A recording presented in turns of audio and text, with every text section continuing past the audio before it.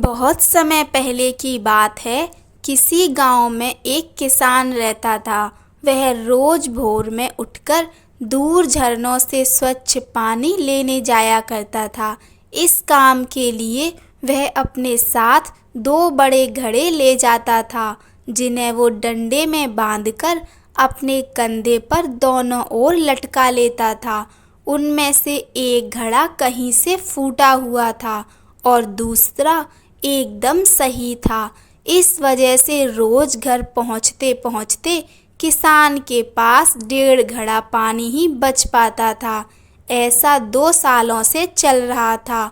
सही घड़े को इस बात का घमंड था कि वो पूरा का पूरा पानी घर पहुंचाता और उसके अंदर कोई कमी नहीं है।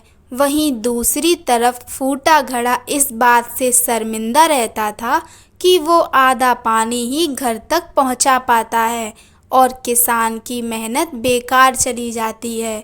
फूटा घड़ा ये सब सोचकर बहुत परेशान रहने लगा और एक दिन उससे रहा नहीं गया।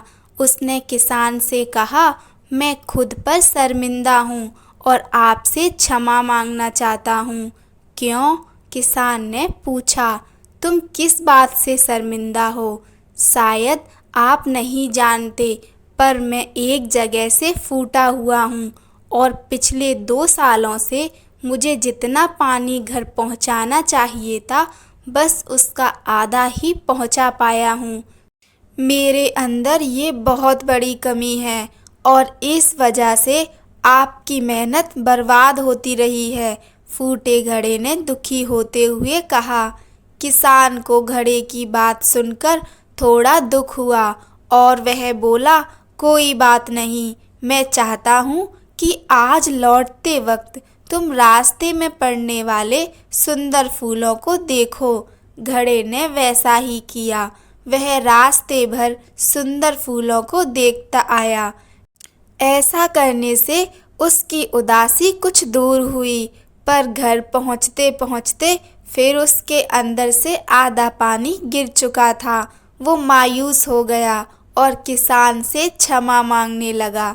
किसान बोला, शायद तुमने ध्यान नहीं दिया, पूरे रास्ते में जितने भी फूल थे वो बस तुम्हारी तरफ ही थे। सही घड़े की तरफ एक भी फूल नहीं था। ऐसा इसलिए क्योंकि मैं हमेशा से तुम्हारे अंदर की कमी को जानता था और मैंने उसका लाभ उठाया। मैंने तुम्हारे तरफ वाले रास्ते पर रंग बिरंगे फूलों के बीज बो दिए थे। तुम रोज थोड़ा थोड़ा करके उन्हें सींचते रहे और पूरे रास्ते को इतना खूबसूरत बना दिया। आज तुम्हारी वजह से ही मैं इन फूलों को भगवान को अर्पित कर पाता हूँ और अपना घर सुंदर बना पाता हूँ। तुम ही सोचो, अगर तुम जैसे हो वैसे नहीं होते तो भला क्या मैं ये सब कुछ कर पाता?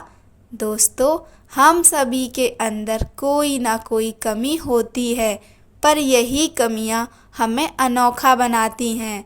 उस किसान की तरह हमें भी हर किसी को वो जैसा है वैसे ही स्वीकारना चाहिए।